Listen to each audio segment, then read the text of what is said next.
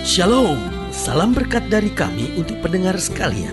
Saat ini pendengar akan diberkati dengan program Hari Ini Harinya Tuhan bagian yang ke-8. Sebuah program rohani tentang doktrin Alkitab yang menolong kita untuk semakin tertanam dalam kebenaran firman dan bertumbuh dalam kemuliaan. Bersama hambanya, Pendeta Gilbert Lumwendong, STH. Banyak orang merasa doktrin Alkitab sebagai sesuatu yang membingungkan. Tetapi tahukah saudara bahwa doktrin Alkitab intinya adalah memahami Alkitab dengan benar, dengan pemahaman yang sistematis, sehingga kita terus dapat tertanam di dalam kebenaran firman, sehingga kita terus bertumbuh di dalam kemuliaan Allah. Buka hati saudara sekalian untuk menerima berkat-berkat firman-Nya hari ini. Ada banyak orang yang hari-hari ini berpikir sempit, meskipun kedengarannya untuk sesaat cukup logis dan masuk akal. Ada banyak orang yang berpikir begini, hidup ini kan yang penting berjalan dalam kebenaran, gak perlu tuh beribadah. Buktinya ada banyak orang juga beribadah tapi munafik. Nah, kedengaran itu sementara, iya benar juga, buat apa beribadah, tapi kalau munafik sampai di situnya betul. Tetapi bukan berarti akhirnya ya yang penting pokoknya hidup benar. Ya saudaraku yang kasih dalam Tuhan, saya percaya dua-duanya harus berjalan bersama-sama. Kalau kita beribadah dengan benar, hasilnya pasti hidup kita menjadi benar. Dan hidup kita gak bisa jadi benar sebenar-benarnya kalau tidak ditopang dengan ibadah. Karena ibadah itu kan mendorong kita dekat dengan Tuhan. Makanya selalu saya bilang, orang yang beribadah tidak selamanya dekat dengan Tuhan. Tetapi orang kalau mau dekat Tuhan, dia pasti harus beribadah. Nah, beribadahnya dengan benar ini yang akan menuntun dan menolongnya untuk dapat hidup dengan kebenaran. Karena dengan ibadah kita makin dekat dengan Tuhan. Karena dengan ibadah kita makin sadar akan dosa, makin sadar akan kesalahan. Kita makin belajar banyak, dan akhirnya makin hari makin kita disempurnakan. Saudaraku yang kekasih dalam Tuhan, saya percaya betul bahwa beribadah atau pertemuan kudus, artinya bertemu dengan Tuhan. Karena itu ibadah juga disebut sebagai pertemuan kudus. Ini mutlak diperlukan. Karena selalu saya bilang, tidak semua orang yang beribadah dekat dengan Tuhan. Tetapi kalau kita mau dekat dengan Tuhan, mutlak kita harus ada dalam ibadah. Nah, saudaraku yang kasih dalam Tuhan, kenapa ibadah mutlak diperlukan? Karena ibadah untuk menolong kita saling menguatkan satu sama lainnya, sehingga kita punya pergaulan yang rohani. Saudaraku yang kekasih dalam Tuhan, ingat bahwa di rumah sendiri pun kita bisa berdoa, di rumah sendiri pun kita bisa baca Alkitab, di rumah sendiri pun kita bisa coba merenungkan firman Tuhan lebih dalam lagi. Tetapi ingat, di rumah sendiri kita nggak bisa saling menguatkan. Makanya Alkitab bilang jangan tinggalkan pertemuan-pertemuan ibadah. Artinya kalau Tuhan bilang jangan, maka kita harus taat. Jangan tinggalkan pertemuan ibadah, karena pertemuan ibadah ini tempat di mana kita saling menguatkan. Kita memiliki pergaulan yang rohani. Itu seperti bara api yang kalau ditaruh di sendiri, maka mudah sekali menjadi dingin. Tetapi kalau bara api dikumpulkan bersama-sama, akan menjadi sebuah pergaulan yang saling menguatkan satu sama lainnya. Haleluya. Jadi ingat, pertemuan kudus atau ibadah mutlak diperlukan untuk kita saling menguatkan dalam sebuah pergaulan rohani. Yang kedua, untuk kita dapat merasakan hadirat Tuhan. Tahukah saudara, Alkitab berkata, di mana 2 atau 3 orang berhimpun dalam namaku, aku ada di tengah-tengah mereka.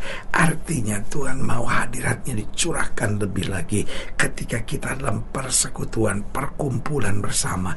Artinya kita sama-sama sepakat sehati, karena Tuhan mau mengajarkan kita tidak menjadi orang-orang yang egois. Tuhan sedang mau mengajar kita menjadi orang-orang yang menghargai orang lain di tengah-tengah kekurangan dan kelemahannya. Tetapi ketika kita saling menopang, saling menghargai, saling melengkapi, hadirat Tuhan akan dinyatakan. Jadi ingat bahwa pertemuan kudus, ibadah mutlak diperlukan. Yang pertama untuk kita saling menguatkan, yang kedua untuk kita dapat merasakan hadirat Tuhan, yang ketiga untuk kita dapat belajar persatuan dan kebersamaan. Sengaja Tuhan tidak suruh kita ibadah sendiri-sendiri, supaya kita belajar persatuan, kebersamaan di tengah perbedaan. Tuhan tidak mencari keseragaman di antara kita, tetapi Tuhan mencari persatuan tubuh Kristus, di mana Alkitab berkata masing-masing anggotanya berbeda, tetapi masing-masing anggotanya harus saling melengkapi. Haleluya. Dan yang keempat, saya percaya bahwa pertemuan kudus, ibadah mutlak diperlukan untuk kita dapat mengukur perubahan-perubahan hidup kita. Saudaraku yang kasih dalam Tuhan, ukuran perubahan dalam hidup kita bukanlah kita sendiri yang menentukan, tetapi lingkungan kita yang dapat merasakannya. Itu sebabnya ketika kita dalam ibadah, kita bisa ukur sendiri perubahan kita. Kenapa? Karena interaksi kita bersama dengan rekan-rekan sekitar kita mulai terdapat perubahan. Karena itu saudaraku yang kasih dalam Tuhan, kita cinta Yesus itu luar biasa. Kita mengasihi Tuhan itu dahsyat.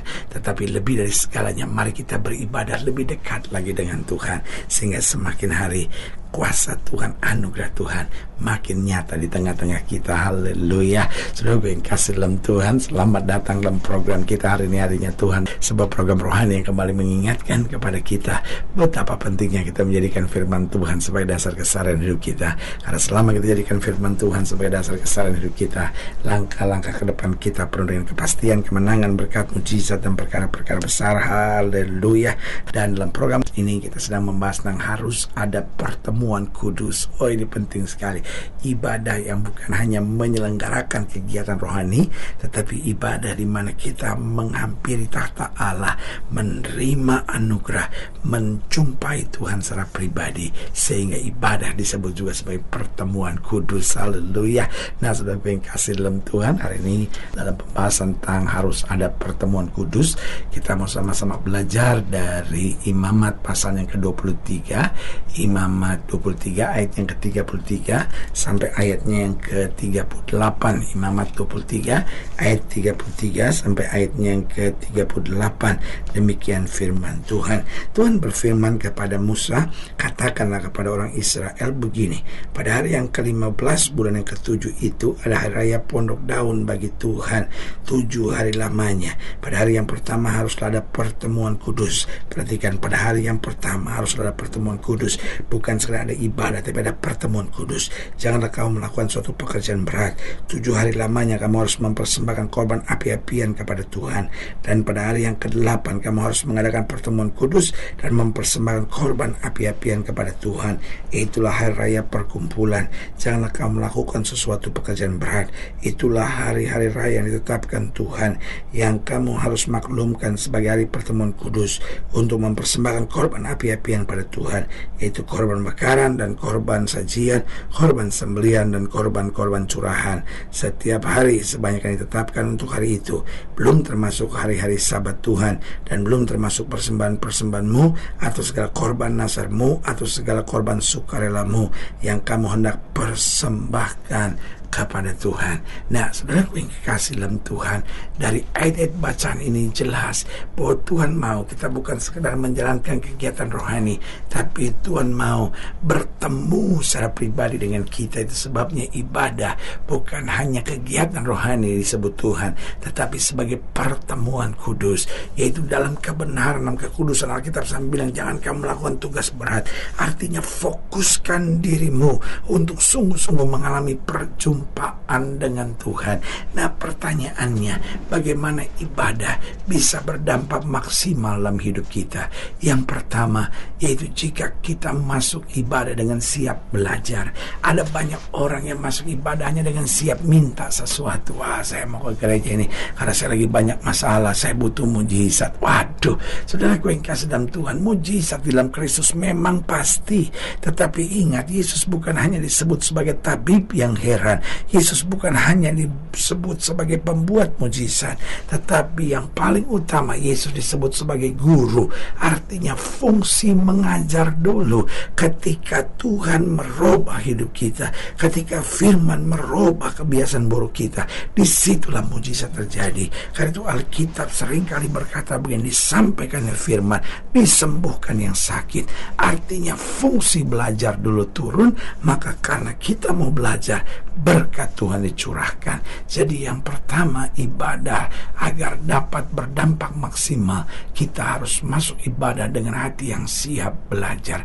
Yang kedua, kita akan melihat ibadah dengan dampak yang maksimal jika kita masuk ibadah dengan kesiapan untuk berubah. Waduh, karena kita siap belajar, maka kita juga siap untuk berubah. Ada banyak orang beribadah tapi nggak berubah. Beribadah tapi berzina jalan terus. Beribadah maki orang jalan terus. Beribadah tapi lakukan hubungan seks sebelum nikah jalan terus. Nah, ini kacau, saudara-saudara. Karena ibadah yang pertama, kita harus masuki dengan siap belajar. Yang kedua, dengan siap berubah. Yang ketiga, kita harus masuk ibadah dengan kerinduan untuk bertemu Tuhan, bukan sekedar untuk terima mujizat, bukan sekedar untuk diberkati, tetapi untuk ketemu Tuhan. Karena pertemuan dengan Tuhan itu yang mendatangkan mujizat. Pertemuan dengan Tuhan itu yang mencurahkan berkat-berkat yang luar biasa. Karena itu pemazmur berkata, hanya dekat Allah saja aku tenang. Haleluya. Makanya Daud berkata, aku bersuka cita kalau orang katakan kepadaku, mari kita pergi ke rumah Tuhan. Dan yang keempat, bagaimana ibadah bisa berdampak maksimal, yaitu jika kita masuk ibadah di dalam ketaatan. Bukan sekedar mau menyanyi lagu yang enak, bukan sekedar mau menjalankan ritual keagamaan yang biasa kita lakukan, tetapi mau taat. Ada banyak orang dalam ibadah bisa ribut hanya karena gereja yang satu tepuk tangan dan gereja yang satu tidak tepuk tangan, hanya karena lagunya nggak biasa dinyanyikan di gereja kita. Dan karena lagunya nggak biasa dinyanyikan di gereja kita, kita tidak mau menganggap itu sebagai lagu rohani. Saudaraku yang kasih dalam Tuhan, akhirnya kita hanya masuk ibadah sebagai hobi, kebiasaan belaka, bukan lagi sebagai ketaatan bahwa apa saja yang memuliakan Kristus, apa saja yang meninggikan Kristus, itu yang kita mau jalankan. Saudaraku yang kekasih dalam Tuhan, jika saudara dilayani lebih jauh, hubungi kami melalui telepon, hubungi kami melalui surat, kunjungi website kami, karena kami ada untuk membawa Bapak Ibu saudara senantiasa lebih dekat pada Tuhan dan mengalami kasih kuasa mujizat yang luar biasa. Haleluya. Secara khusus melalui program ini juga saya mau berdoa buat siapa yang sakit, siapa yang berbeban berat, karena saya percaya bahwa bagi Allah tidak ada perkara yang mustahil. Nah, saudara yang didoakan secara khusus boleh taruh tangan kanan saudara di dada dan kita akan berdoa. Mari kita berdoa. Bapa, dalam nama Yesus, hamba doa buat yang sakit, hamba doa buat yang berbeban berat, hamba doa untuk setiap mereka sedang menghadapi masa-masa yang sukar, karena hamba percaya bahwa bagi Allah tidak ada perkara yang mustahil. Bapa, hamba berdoa di dalam nama Yesus, Tuhan jamah yang sakit Tuhan sembuhkan, yang lemah Tuhan kuatkan, yang susah Tuhan hiburkan.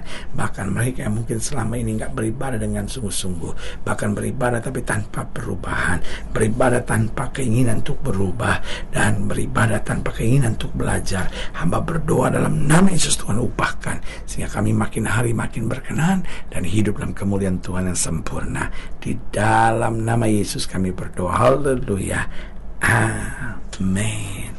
Saudara yang kasih dalam Tuhan, kita sudah berdoa. Ingat, Allah tidak pernah lalai menepati janjinya.